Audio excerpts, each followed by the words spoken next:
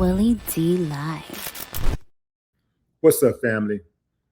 Remember when you were younger and mom and dad would tell you to be careful about the company you keep? Pick your friends carefully. That is because if you hang out with a bad actor, at some point, that bad actor's ways are going to rub off on you. Insert Secretary of State Marco Rubio. This is what's going on with him and Trump, and actually everybody in Trump's cabinet. More and more, they lose all sense of civility when they're being questioned by the public, when they're in public. I mean, anything goes with this administration. This administration has to be the most incompetent, uncouth of all time. I'm talking about totally uncouth of all time. Secretary of State Marco Rubio took offense to a reporter's stupid question about how the U.S. and Iran could maintain their ceasefire one day after they fired on each other in the Strait of Hormuz. Check them out. The Pope Leo. President Trump has had very harsh language and words for the Pope against the backdrop of the war in Iran. Did you make amends with the Pope yesterday? No, we had a very good meeting. I mean, ultimately, it's important. First of all, there's a lot that we work together with the church, and we talked about those areas that we're working together on, different parts of the world. I know everyone's interested in, the other aspects of it, but I expressed, updated them on the situation with Iran, expressed our point of view about why this was important and the danger that Iran poses to the world, which is largely recognized. So obviously, the Holy Father is a spiritual leader. He's the first and foremost. I mean, that's his role to play. And obviously, the church has always interacted on behalf of a mission for peace and a respect for all of humanity. But let's go a little further down. Let's get right into the meat of what he's talking about here. What I want y'all to hear.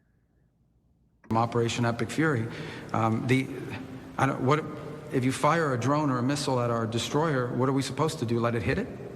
We have to respond to it. We have to knock down the missile, and we have to knock out whatever it is that launched that missile. The alternative is to let it sink one of our ships. That's crazy. So of course we responded to it. Well, yes, but the point is, if there's not much seizing in the firing, because we've well, you should ask that of the Iranians. Don't ask me. We didn't fire. They fired on us. My point is, if you fire at a U.S. Navy ship, what are we supposed to do? Say, oh, there's a ceasefire. We're not going to shoot down your drone. That's a stupid question. That's a stupid position to take.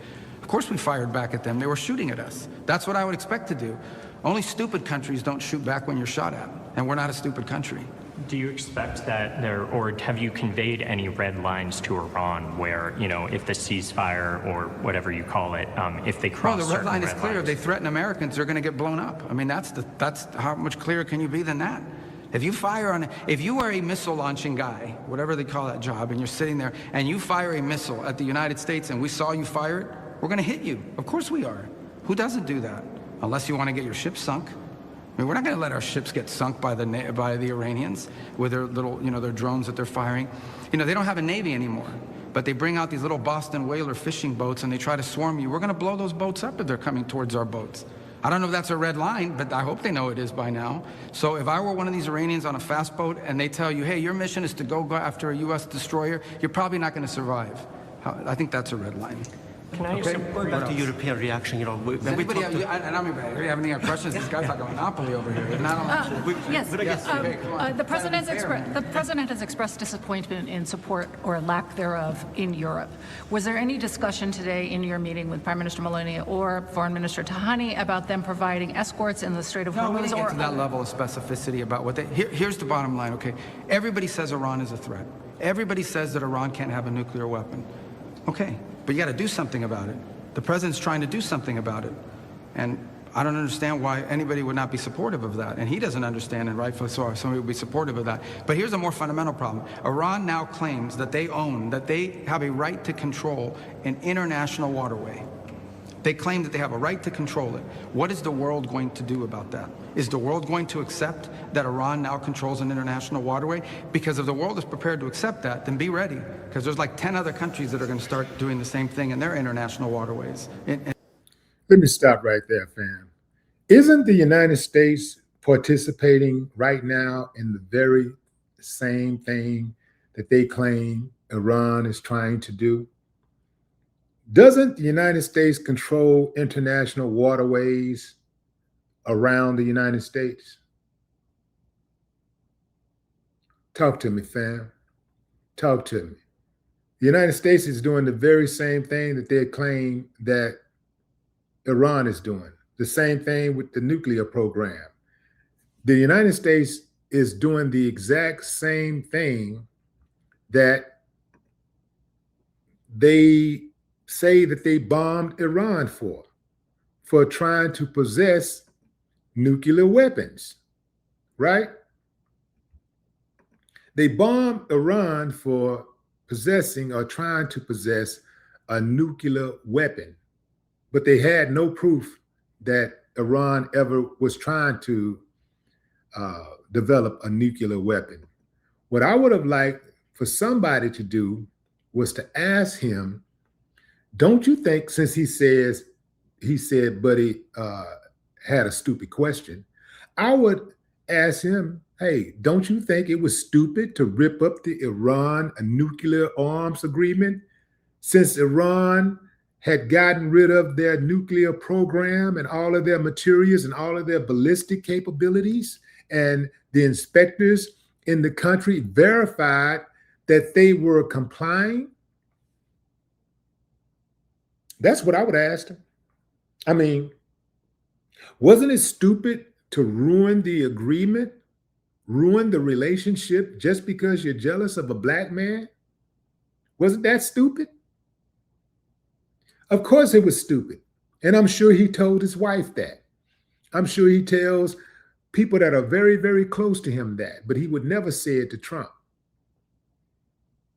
because he's Trump do-boy. This is the most incompetent administration in U.S. history by far. It ain't even close. He also said that the president of the United States is always going to act in what's in the best interest of the United States.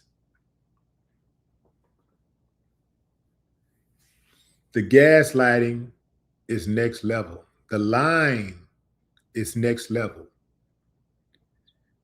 Rubio has taken too much of Trump's tool aid, way too much. Act in the best interest of the United States. Absolutely appalling. International waterways near their countries.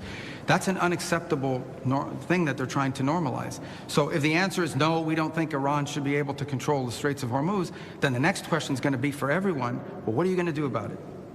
What is the world prepared to do about it? And we're trying to do something about it diplomatically.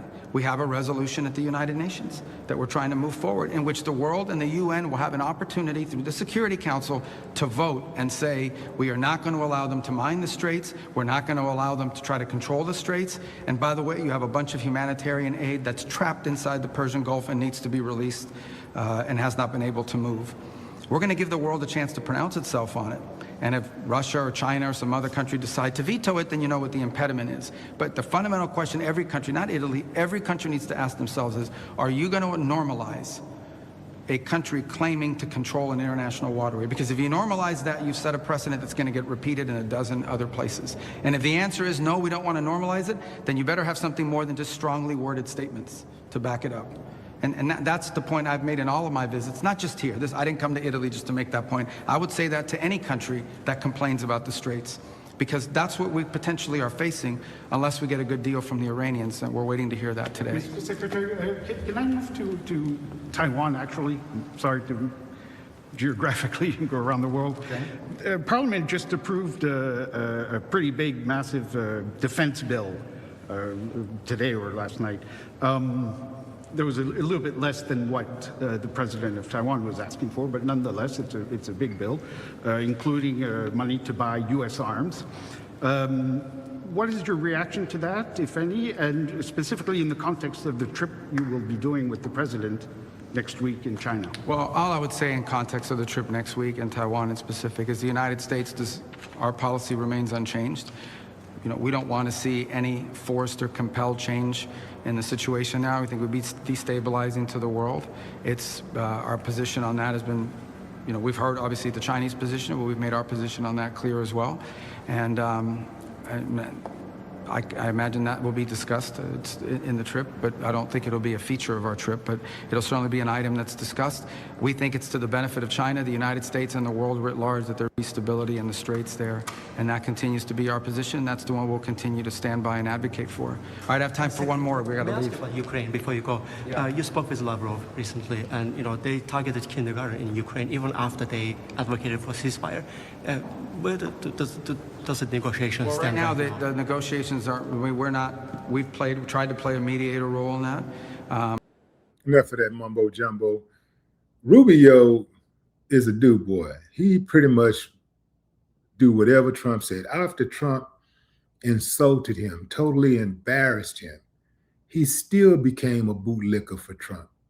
Same thing with Ted Cruz when Trump insulted his wife. Same thing with all of those guys. I don't even see how a man can call himself a man and not have some self-dignity. Allow another man to rule him. I don't understand that. This dude say whatever he wants to say to these people, talk to them any kind of way, and they just sit there and take it. And they never, ever, ever show spine. But they will once they can't use Trump anymore. Once they're done with him, they'll come for him, just like Marjorie Taylor Greene. They'll come for him. Same thing with Tucker Carlson. They coming. They'll get at him. But that just goes to show you the reason why they do what they do is not because of any strong convictions. It is because money and the power, all them falling short because they got money and the power hungry. They're money and power hungry. That's why they're going to fall short. All of them. It's a damn shame, man. And they're throwing the entire country under the bus. America going to hell in a handbasket.